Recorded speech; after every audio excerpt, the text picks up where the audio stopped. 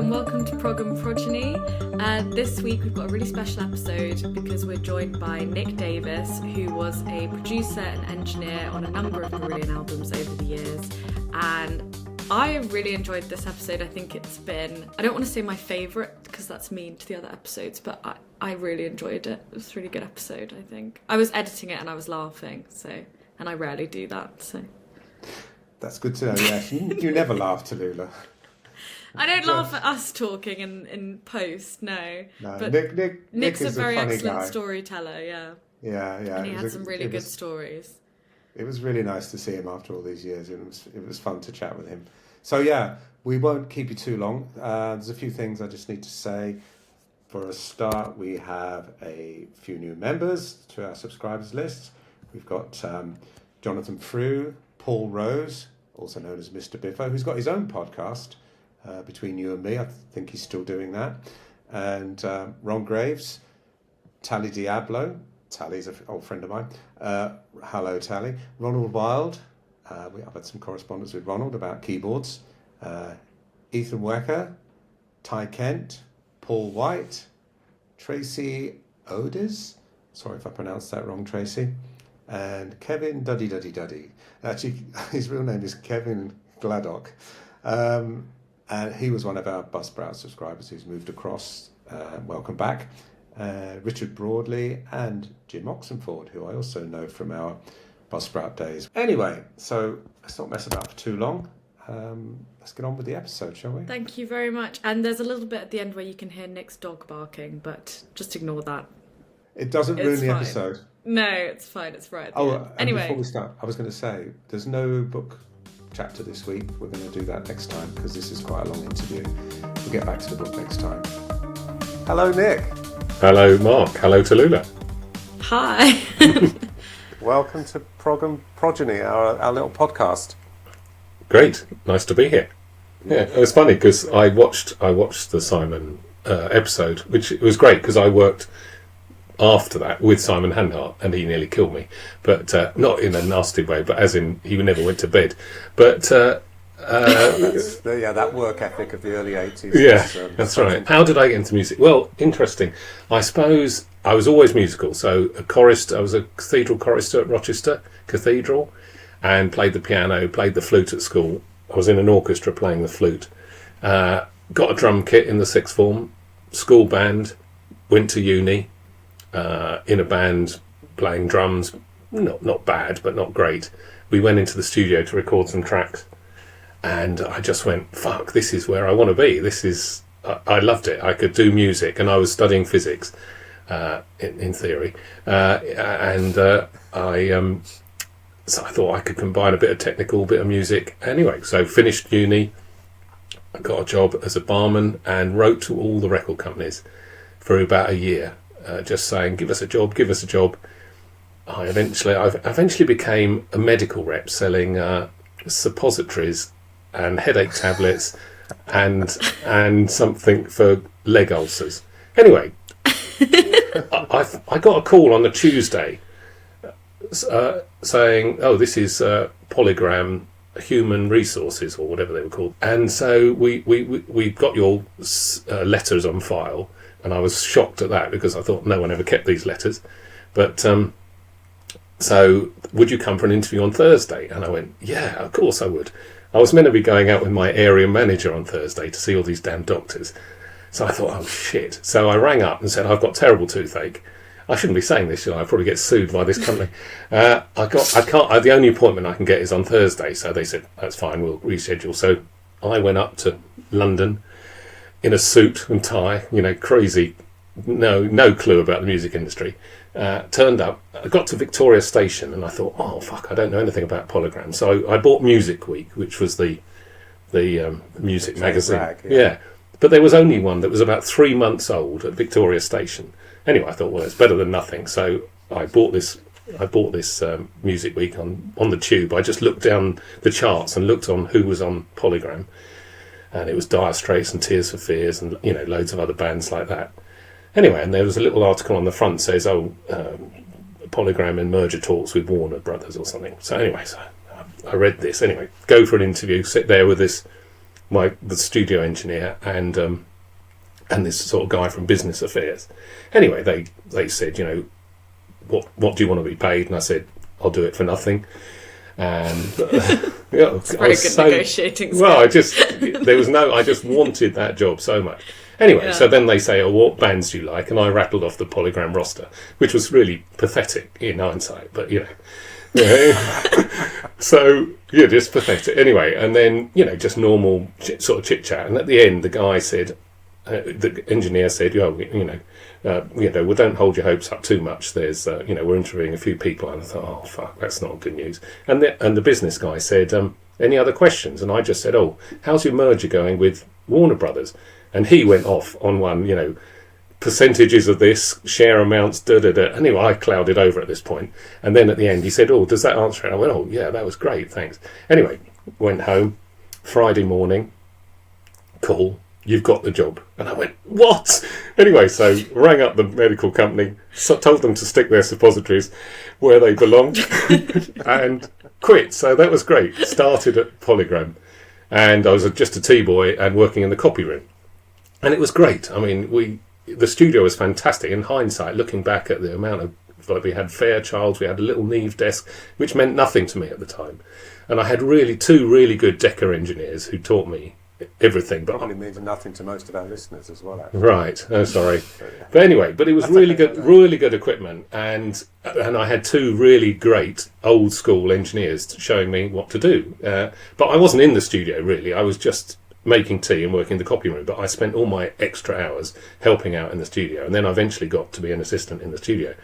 And anyway, I finally said, you know, Graham, who became a friend, I said, why did I get the job? And he said, well, you were all as useless as each other. But the business affairs guy said that question about the merger sealed the deal for him. And I was like, bloody hell. I mean, that music week was 3 months old. It could have been thrown out. You know, it's just like how life changes. So that got me into the music industry, and I was an assistant eventually at Polygram. Eventually Polygram closed all their in-house studios, which was really sad, especially as I thought, oh, I've got my foot in the door finally. Anyway, but I'd been doing some freelance work for an engineer called Steve Churchyard up at Air Studios, and when he heard I was being made redundant, he called Air and said, you must give Nick a job, he's really good, which was very nice of him. So they gave me a job. I took a salary cut, so my very low salary went down even more. But anyway, I worked at Air, became a house engineer at Air, and then I got poached to be a house engineer at Westside Studios, which is where I met you guys. Yeah, so that's sort of my journey to you. So Chris must have came in to use the studio and, you know, look around the studio, and he sort of chatted to me and said, you're the house engineer, you know, can you do this and that? And I said, well, I probably can. So, yeah, so that was it. I didn't know I was going to be working with you particularly, but I know Chris looked around the studio and liked it, so that was a really lucky break for me. So do you remember your first meeting with Marillion then? I don't really. I mean, I just remember really getting on with you. And we didn't really see that much of Fish, did we? I remember we did lots of backing track stuff. I remember setting up Ian's drums. We're getting a really nice drum sound, and just playing. I remember you had some Rolands. They were like Jupiter 8s, but in a box. They weren't. They were like the rack version. Oh, the Super Jupiter. Yeah, that was it. One thing I really remember is we did the backing tracks sort of live, and then we sort of overdubbed everything. And I remember we had Slange had a fantastic sound. There was a Super Jupiter sound in the second verse. And I remember when we started redoing the overdub, something happened on the original tape where this sort of filter was moving through the sound, and it was gorgeous. And I remember we started overdubbing it, and it didn't do that thing. And I stopped the tape and I said, "This isn't as good." I remember that quite vividly because it's still there on the album, and I'm really pleased that because it sounds fantastic. So yeah, and I mean, silly things like that. I mean, I just remember the guys sitting on the back on the leather sofas listening to stuff. I mean, Fish used to get quite drunk to do his he was so nervous about singing or getting his lyrics. I just remember that it seemed to be an awful lot of pressure on him, and him and Chris would go off and sort of do whatever they had to do to get him to relax, and we sort of ended up doing vocals very late at night and stuff. But, yeah, well, Chris was a real sort of studio vibes person. He liked to get the band performing like a live band, didn't he? That was the thing, I think, with him. Right. So yeah, I think that was because we only made one previous album with Chris, and that was how he liked to work. And before that, we working with Nick Talllah, it had always been very much more, not sterile, but everything was done with the idea that it was all going to be replaced. So we'd all play the song together, but then we'd literally strip it back and start again. Which is crazy, isn't it? Yeah. So with Chris, it was much more, you're going to perform it as a band and we'd just replace what's necessary, which is much more sensible, really. And then, so we finished all the recording, and then you bastards took it away and mixed it somewhere else.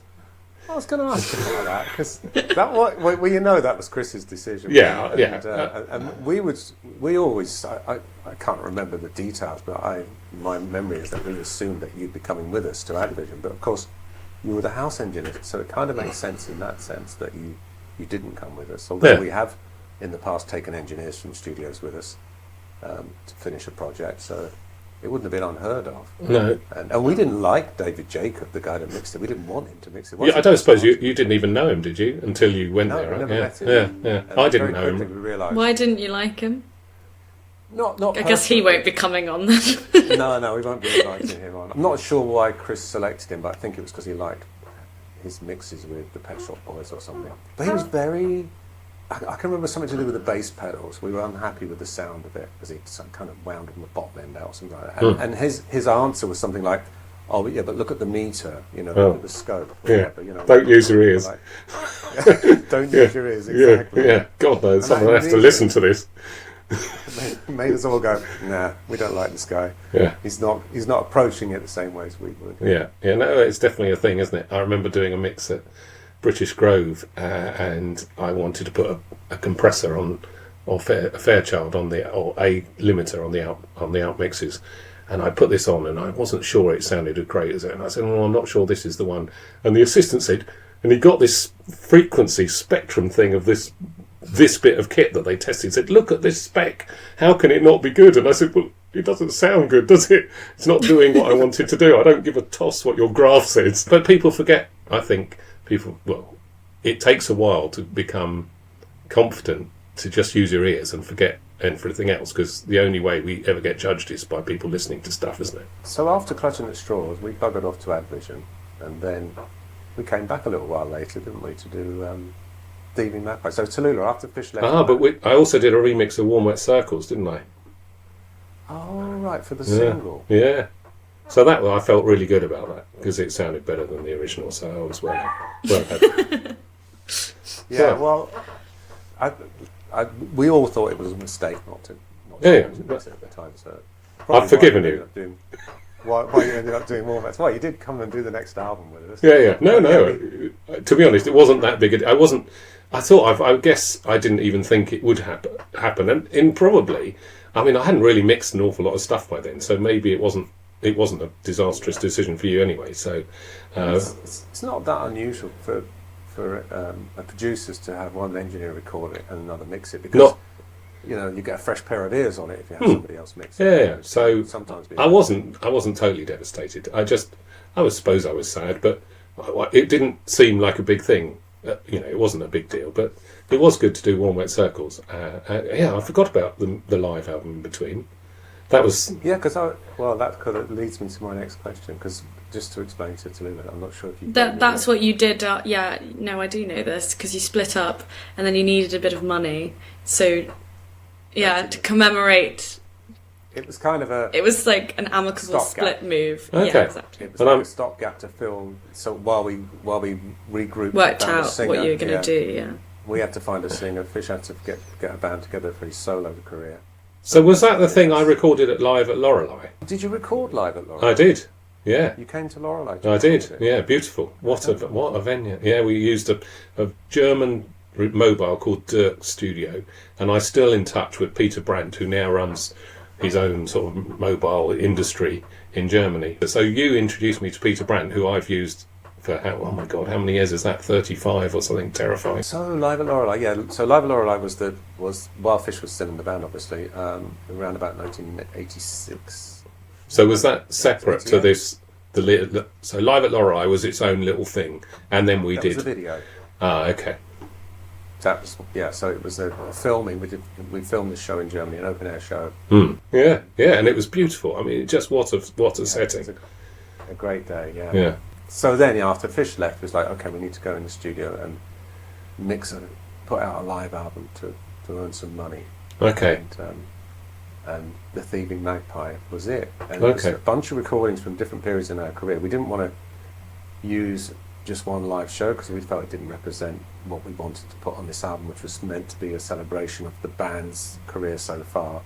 So there was recordings from different periods, which you did mix all of it, didn't you? I did. I'm actually looking at a gold and silver disc presented to Nick Davis, spelt incorrectly with an E, to recognise. But that'll be him. Attention to detail. Yeah, that'll be EMI for you. To recognise sales in the United Kingdom of more than 100,000 copies of the double album, The Thieving Magpie, 1988. Yeah, there you go. How funny. Do you remember what it was like? Because you'd worked with the band with Fish, and then you had this post-Fish period. Well, Fish was still involved. I don't. My recollection is that he didn't want to be in the studio at the same time as us. Oh, I didn't really pick up on that. I mean, I just remember working with Privet really on that. Oh, that's right. Because Privet and me sort of mixed it, I think. We invited Privet in as a kind of, Cool, because he did the live, didn't he? He did their live sound, so I guess, yeah. Then, obviously, Fish had gone, and I knew that. And then I think John Arneson called me and said, well, Marillion want to do another album, and they'd like you to co-produce it. And that was amazing. I mean, you were my first production, so this was my first. So it was such a great moment, really, and a huge moment in my career. And then we went off to Hook End, which was just delightful, wasn't it? I think we had the best weather. I mean, there was nothing wrong with it. We worked really hard. We had great fun. It was such a delightful album, wasn't it? It was, yeah, totally. Probably one of the best times in terms of the fun that we had, the work that we did. Yeah, because we did work hard. I remember we were quite disciplined. We'd always start relatively early, 10:30, 11, and then work till 7 or 8. And we did that, 6 days a week maybe? Or I don't think we worked 7 days a week. I think it was 6 days a week. Yeah, and and the weather, there was the beautiful weather, wasn't there? Yeah. Sensible hours. Yeah. Not stupid working through the night stuff. No, definitely not. I'd learned that by then.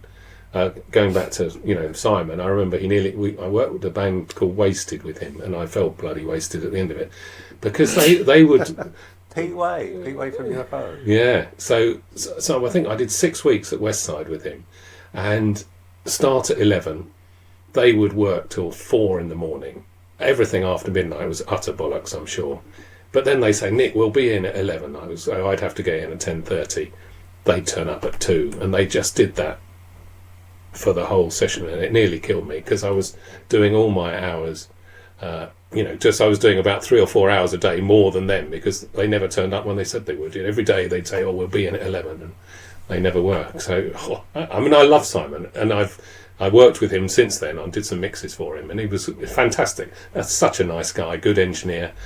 But that session was hard work for me physically. But yeah, so I think I'd learnt that I think we probably stopped at 9 or 10, I would have thought. Maybe 11 at the latest for season's end. But because I just didn't. And we even managed to squeeze a gig in as well. Fantastic. The low-fat yogurts, absolutely, at the Crooked Billet. Somebody sent me, literally last night, pictures that he took at that gig. Andy Cook, he sent low-fat yogurts live photos from June 1980. Well, I remember it was so packed because there was like coaches turning up. It was ridiculous. So there was a coach turned up with all these people. And I remember the band, or Ian definitely, had to climb out the window at the back of the pub because he couldn't get out. We all did. Yeah. No, we all climbed out. Yeah. And it was just a brilliant gig because I think I was a bit nervous that you were just going to play the new stuff to them, and I thought, "Fuck, you're playing. No one's heard anything. They want to hear the hits." But it all went down phenomenally well. And I remember we named you. We were having breakfast in the morning at Hook End, and on the table was some low-fat yogurt, and someone said, "Oh, well, that's a good name for a band," and that was how you did the gig, wasn't it? So it was great. Yeah. So Talllah, I'd been down the pub, and so we used to go to the Highwoman and the Crooked Billet, didn't we? Yeah. The Highwoman had this beautiful barmaid that we were all sort of like not in love with, but it was like she was so gorgeous. And she ended up with wasn't Grubby. that Grubby. Grubby. Yeah, yes, he did. Who's Grubby? No. He was our monitor engineer. So back in those days, as you remember, Tallulah, we used to have our crew working with us all the time. They would working. Smick and Grubby. See, Robinson, yeah. Robinson. We were just paying them all a retainer just to hang around and have fun, you know. Yeah. And end up with the bloody horny barmaid. Yeah. It's not fair. He should have been paying you. He was living in a luxury manor, swimming every day. We were working the studio, looking out, watching him and this very gorgeous woman lying by the pool, and you were paying him. I mean, what a job! Yeah, it's true. Yeah. Not fair. Well, I won't say anything about the contact mic on the window. Just trying to record some compromat, you know. But it was a fun time. It was a really great album to make. Really good.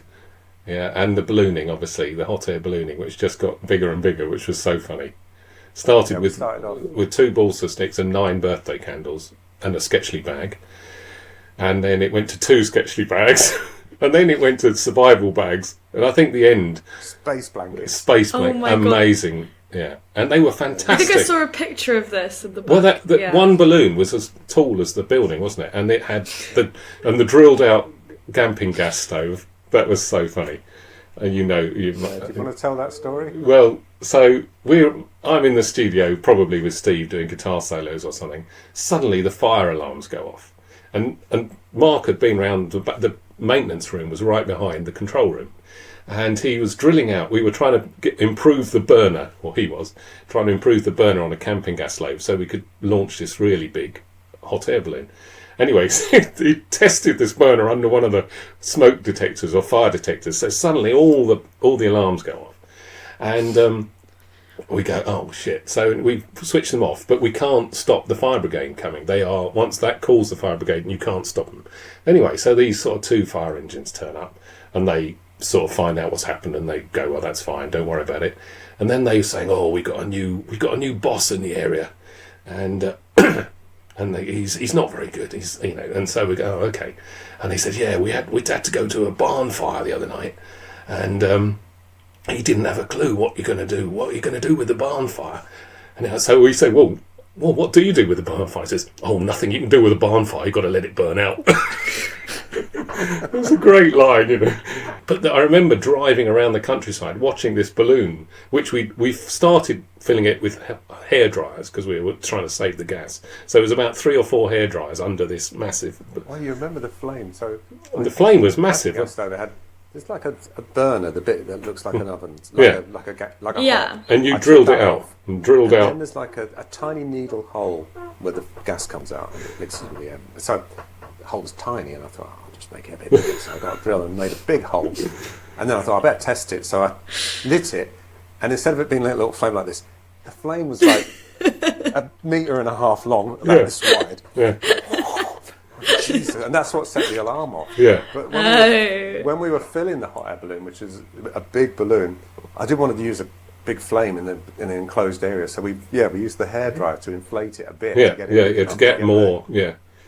And then it went, didn't it? Sounds really There was this sort of little people carrier that the studio used for picking up the artists, and we were driving around the Oxfordshire or Berkshire countryside. Sort of, it had a sliding door, and we were sort of hanging out, watching this thing going higher and higher, trying to chase it. And there was, wasn't it? And we lost it in the end. Oh, we caught one. The first one, we caught it. I remember it coming over this field, and we were running across this hill, and as it came down, I literally just caught it because the gas was running out, which is why it was coming down. But then we launched one at night because we thought it would look nice, but it disappeared. Well, we couldn't follow it. There was a headline about a burnt down stately home or something. Yeah. Oh. And you panicked. Everybody said, "You've seen this, Mark?" Oh my god! But it said. Should we be keeping this in? No, it's fine. Apparently, because if you read the article, my heart was like in my throat. I was going to say it was like 5 barn fires nearby or something. And, it said something about some builders were doing some work on the roof, and that's what caused the fire. So hopefully, right. Yeah. So they left the camping gas stove on the roof. Yeah, and their thermal blankets. Yeah. It was a really fun album to make. Considering where and also considering the uncertainty of a new singer and stuff. But I thought some of the, everything was good, but beautiful. One of the best guitar solos ever on Easter, and some amazing keyboards. All that sort of 5/4 stuff, and really great. Yeah, it was Do you good. remember recording the B-sides? We Uninvited guest, wasn't it? No, it was. We did A Bell in the Sea. Yeah, that rings a. Was that right? No. Yeah, that definitely rings a bell. I remember going to Julie's, the restaurant in Notting Hill, and we had a really nice meal, but I was trying to keep up with fish drinking, and that absolutely, I was completely bollocksed. I vaguely remember that. And I remember going to the toilet, being incredibly sick, and John Alderton, the actor, walked in. He must have looked at me in disgust. I was hanging on to the toilet because at some point someone had put the room at 45 degrees, and I just looked up at him and just felt so embarrassed and like, oh, what are you doing? And I could never, no one could keep up with fish drinking, and for me to even try it was so stupid. So I remember that. But there was another, I think maybe we went to Julie's again after the mixing of Season's End, because I remember coming in the next day with a terrible hangover, and we mixed the B-sides. It started at 2:00. After we did Season's End, we worked with Chris Neal, but you've worked with Chris Neal too. Yeah, well, I think I was sort of slightly instrumental in putting you together, wasn't I? Because I think That's what I thought. Yeah, which was a good. I mean, I thought it could have been a good pairing. Oh, maybe it wasn't for you, but maybe I don't know. There was a beautiful song in there which had a lovely octave jump. I remember. So I know you worked with him, and I'd done Mike and the Mechanics: The Living Years with him by the time you'd worked with him. So I knew he was a good producer, and I knew he would get your album done. So because he's very efficient, and his bang bang bang stuff is done. So I don't know. Maybe it wasn't the right pairing, but it wasn't a bad pairing. It wasn't at all. I really liked Chris. I thought he was a really nice guy. Oh, he's a lovely guy to work with. Yeah, and as you say, he was very efficient. I mean, it's the only time we've made an album in 10 weeks from start to finish. Right. So he was, but that was it. If I have a criticism, it was that he didn't really want to spend too much time exploring stuff. No, it would be he would have a real picture of what it's going to be. That's good enough. Not good enough, that sounds derogatory, but that's good. We don't need to look at any other avenues. It's just going to be that. But it's sufficient. Yeah, and because he was focused on the singles, and that's kind of what we want. Well, certainly what the record company wanted. They wanted us to produce some hit singles, and he seemed to be the guy to do it. Chris Neal had worked with. He'd produced quite a few hit singles through the 70s and 80s. Definitely Sheena Easton. The Living Years. Living Years, yeah. Some Paul Carrack stuff. Wax. Yeah, he'd had lots of hits. You tend to work really quickly when you're mixing, don't you? I do, yeah. When we came down to hear the mix of Cannibal Surf Babe, you said, "Oh, come down about lunchtime." It was literally the day you started mixing it. And we're like, "Really?" You said, "Yeah, if I don't have it pretty much there by lunchtime, then I'm probably not going to get it," or something like that. Okay. That's quite ambitious of me. I would have thought mid-afternoon. Okay. Because we was at Monmouth. It was in Monmouth. Maybe I'd started the night before. I don't know. Yeah, I probably need 4 or 5 hours to feel like it's going to be good or not. Yeah. But all the good mixes I've done have always been quick, generally. In the old days, people used to get so stressed about mixing. It's like we've done all this great recording. It's a bit like you saying you did the tracking and then you re-recorded everything. And I think, we'd been recording, and then suddenly go, okay, we're going to mix. So we take it all back to it, then start again. It's like that doesn't happen these days with computers, does it? No, we tend to. With us, we'll take a jam that we've done, but sometimes we'll just do a few things to it, and that's it in the song, because you can do that now. You can record everything. So why too much. wouldn't you record the writing sessions? Sometimes it's the best bit. Absolutely, never recreate. Absolutely. Yeah, well, it's a bit like my slange thing with your keyboard. It just sounded great. So, but so I sort of mixing, and I think some people get very stressed about mixing, and that never really freaked me out. I sort of relaxed about mixing. Maybe at the beginning I was nervous, but it's always been a thing that I actually really enjoy because it's like my performance, really. That was one of my questions. Do you prefer mixing to recording? Is that your favourite? I suppose it's where you can really do your thing. It's interesting. I don't really have a preference because recording wise, you can have as a producer, you can have lots of musical input. I prefer engineering. I prefer mixing, just because I prefer the musical creativity of being able to shape a song, or structure a solo, or structure a song, or change an arrangement. I think that really is rewarding.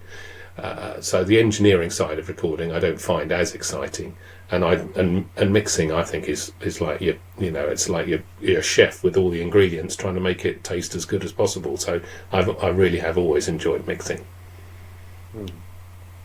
But Cannibal Surf Paint was quite, because it was quite controversial. I'd made it quite weird, I suppose, and I loved it. I really loved its quirkiness, but I wasn't sure you were going to go, Nick, what have you been on? But you all, and so I remember Steve H really loved it, and it was so positive. That was really good. Yeah, we did like. I like that song. Yeah, it was because it was. I remember putting stereo shaker, making the shaker really big and stereo, and it was good. It was really vibey. Yeah, I think we've kind of lost something with mixing, having it all automated, because I don't know. You listen to really old records, and certain things will just be like ridiculously loud, or like Born to Run, Bruce Springsteen.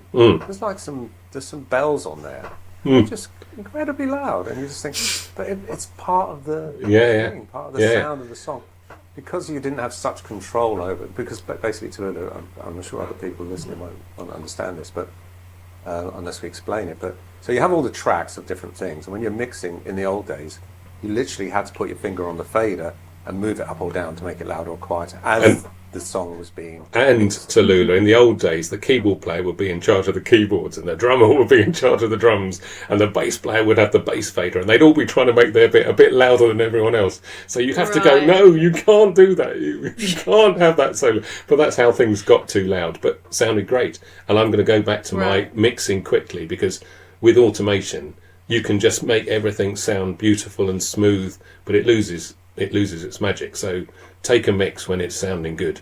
Don't wait for it to be perfect. Don't wait for it to be perfect, because perfect is not as good as exciting. Yeah. So with automation, you could literally play the track through, and you could just adjust one thing a little bit up, a little bit down here and there, and it remembers everything you do. And then your next run through, you could adjust something else, and it makes everything so that you can hear everything, and everything's kind of in balance. But then you lose that. The vibe. Just leaping out, or just having a vibe, I think there's a lot to be said for quick mixing. Doing it. Yeah. It's a bit like tuning, isn't it? It's really brave, because we can see on computers whether something's in tune, because there's a graph and the little blob is either above or below the line. And it's very easy to tune everything, or put everything in time. And it's really brave to say, well, I can see that's out of tune, but I think it sounds better out of tune than moving it. Because it's a much braver thing, because it's not perfect, but it actually sounds better. But everyone corrects everything, and everything sounds how it sounds. But you listen to all the stuff that really sets our emotions going, has bits of bad timing and bits of bad tuning, but they just sound beautiful for that. And it's much braver to say, that's not perfect, technically, but it can half sound better than making it perfect. So what was it like working with these other bands? So you did quite a lot of stuff with Genesis, didn't you? I did. I got to do the Living Years because Mike heard I did a track with Steve Hillage producing called Kiss. Well, I did work with a band called It Bites with Steve Hillage producing. We had a single called Kiss Like Judas, which was a great song. Really great song. Sounded fantastic, even if I say so myself. And Mike heard it. That was off the... Was that the Once Around the World? Once Around the World. That's it, yeah. And Steve Hillage produced it. I recorded and mixed it. Mike heard it, found out who engineered it, and asked me to, I think obviously speaking to Chris Neal, if I'd engineer the Living Years. So that was my entry into the Genesis world. I then Tony Banks really liked a track called Nobody's Perfect, although I did the whole album, but he really liked that, and so I got asked to co-produce a Tony Banks album, which commercially was a disaster, but me and him got on really well, and he's very shy, and I think that was quite a big deal for him to get on well with someone in the studio. And I remember him so this was probably 1990. And at the end of, doing his album, he went, "Oh, the boys have asked me if you'd like to co-produce the next Genesis album," and I was like, "Fuck, give me, this is ridiculous," So I said, "Can you give me a few seconds to think about it?" And then, of course, so I did. Then I produced "We Can't Dance," which was, I was still really young. I probably produced you, Tony. And now my third album was probably "We Can't Dance," so I was incredibly naive as a producer. But I was confident in my engineering and, my general studio nous. But, looking back, it's like bonkers, really. So I did a Genesis album, and then I got stuck with them in a nice way, doing live albums and solo albums and DVDs and surround stuff. I'm still working with them now. Not that they do much now, thankfully. Not thankfully, I shouldn't say. Were you involved in this reissue of Lamb Lies Down, which is coming out in 2 days' time? Yeah, in bits. So there's a live mix of The Shrine, which is mine. I did the remastering with Miles at Abbey Road of the original tapes for the studio album, but Peter and Tony have done a new Atmos mix in surround of the Lamb studio album, which I'm not involved in. So yeah, and I've been listening to test pressings of that album. I've got to say, if I hear The Lamb Lies Down on Broadway one more time in my life, I will throw myself off a bridge, because I have just heard it too many times. Because I had to listen to so many test pressings because there was faults with them and the wrong versions, and and then we changed. It was awful. And you have to test pressing. You have to listen to carefully because you're trying to find clicks and stuff that might be wrong. Faults, yeah. Yeah. So Mike Hunter does that for us, and I have to say I don't envy him at all. And he's meticulous about it. Oh, it's awful. Anyway, so I'm sort of involved in that, but not in a hugely big way. Going back to original question about the Lamb. And what about working with XTC? Oh, fantastic. Yeah, so I think I got a bit of, I don't know how, but I sort of got a reputation at Virgin. I was okay to work with difficult artists. I was going to ask, because they've got, I wouldn't say they've got a reputation. Yeah, they're tough. Andy is really tough. Anyway, so I think Andy had thrown Gus Dudgeon off this album. And so I was at Monmouth, so, where we mix Cannibal Surf Babe, and I got this call saying, would you go and mix with XTC? So I head off, and I meet Colin and Andy and Dave, and I was sort of speaking to them since. Colin said, I thought you'd last about 3 days. Anyway, I did a mix, and Andy liked it, so I did another mix, and Andy really liked it. So we kept going, and we got mixed Nonsuch, and it's fantastic. I mean, what a great album, and what a talent. That's some great stuff. They're really talented. Andy is a phenomenal. Well, they're all incredible with really beautiful harmonies and great ideas and quirky, but really they can write a very complicated song and make it sound simple, which I always think is a real art. Good. We make simple songs and make them sound complicated. Yeah, that's a different sort of art. So I did survive, and then I got invited back because I think they'd fallen out with Hayden Bendel, so I ended up taking over the reins of Apple Venus Volume 1 and co-produced that, mixed that. So finished off the recording, then I produced and recorded Wasp Star. In fact, I think Colin said, having said I'd only last 3 days, he did say that I'm the producer who's worked the most. I've done the most albums with XTC. Everyone else has always been booted off, so I'm quite proud of that, really. Although I have been in tears at the end of a day with Andy in the studio, actually crying because it was so hard. But yeah, there we go. Yeah, and having we know David Gregory, and known him for years, and he's such a gentle soul. Yeah, it's hard to imagine how they will work together. But yeah, Andy is such a control freak, which is fantastic and destructive. It's one of those. It's one of those when you need to bail out at the right point before he sort of implodes. But he is fantastic and an amazing songwriter. But anyway, there we go. And what about Nick Mason? So I got the call I think Tony Smith, who manages Genesis, manages Nick Mason. They were recording at the Roundhouse. Asked me if I'd sort of record and mix and produce their sort of live show, not their live show, but the recording of their live show. And saucer full of secrets. Yeah, and so that was great. So I went to meet Nick. We had a chat. He seemed incredibly laid back and easy. He said, "Yeah, we'll do this." And then about 10 days before the recording, I fell off my bike and broke my femur. And I was lying on the road with my leg in a very unusual angle, thinking, "Oh fuck, what have I done?" So, yeah, so it was awful.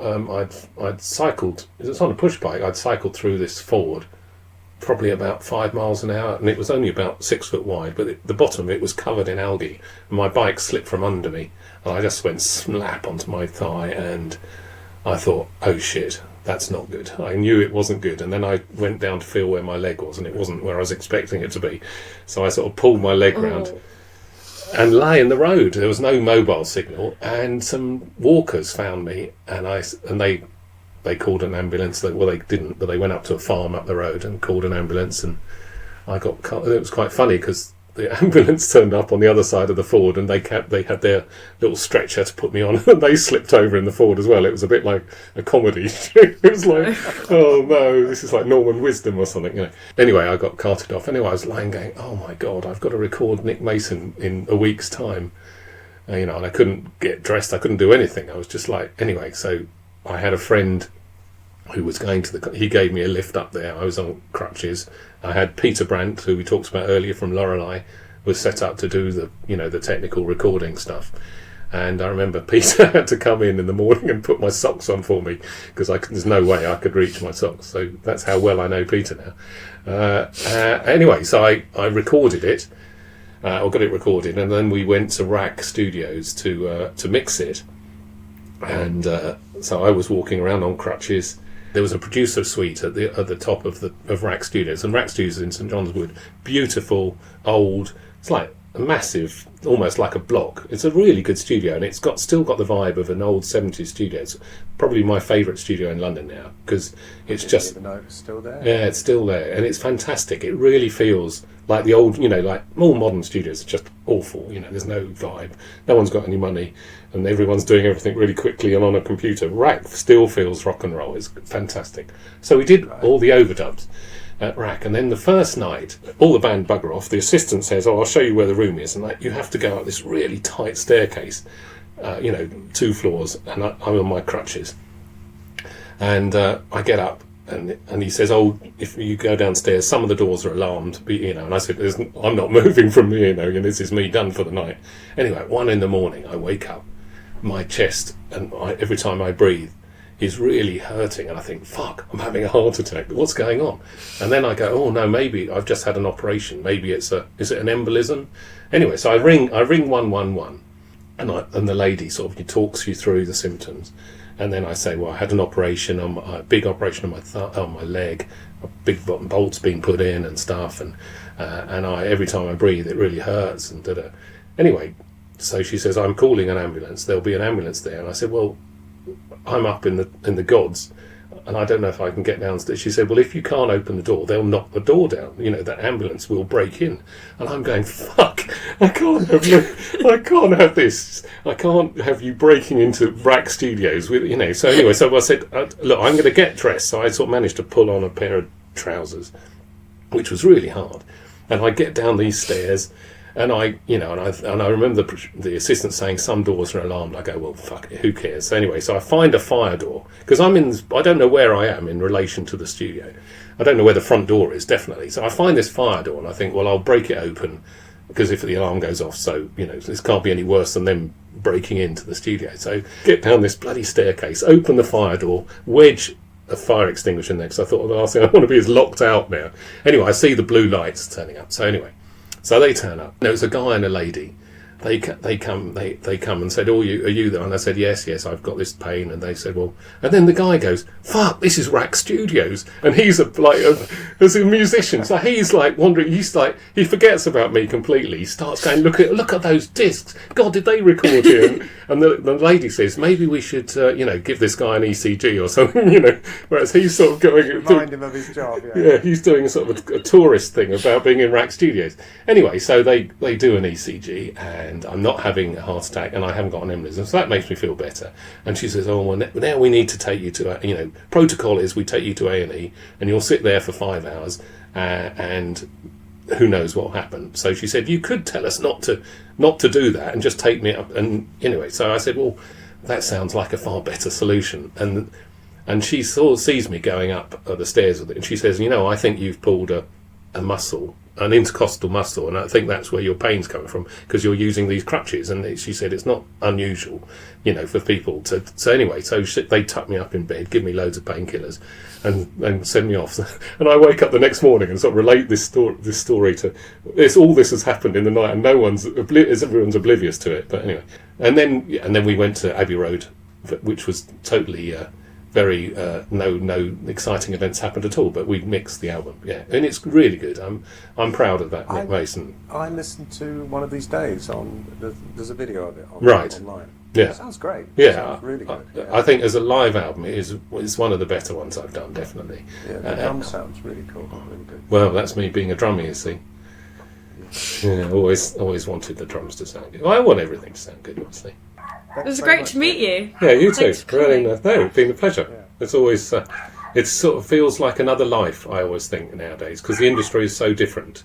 Yeah, that's what I find really interesting hearing about is, it's a bit sad. It's totally sad, because you couldn't do the things we did, because there's not the money, the time, the budget, just the feeling of, I don't know, you just can't do an album like we did, Season's End and stuff. So it doesn't happen, but because it's so remote, it feels so alternate. I would say it's almost like a dream. Did that all really happen? I don't know if you have that, Mark. Did those bits of life feel so distant now? I haven't thought about it like that, but it was such a different world, wasn't it? Yeah, a different time. I mean, we go to Peter Gabriel's studio every couple of years when we're making a record, just to have a break from the Racket Club, to experience that world for a few weeks. Because it is kind of a bit like that. You go to that place, real world it's really special. You've been, so you know what it's like. But I'm interested in Rack now. Yeah, Rack is fantastic. It's just, I love it because it isn't. It's still rough, if you know what I mean. But it's got good equipment. Still got a maintenance guy. That's rare. It's a really good studio. It's got great recording rooms. I don't know. It's the one studio I walk into in London, and it feels like the old days. Okay. Well. Yeah, that was great. Thanks, Nick. Pleasure. Speak to you soon, actually. Yeah, definitely.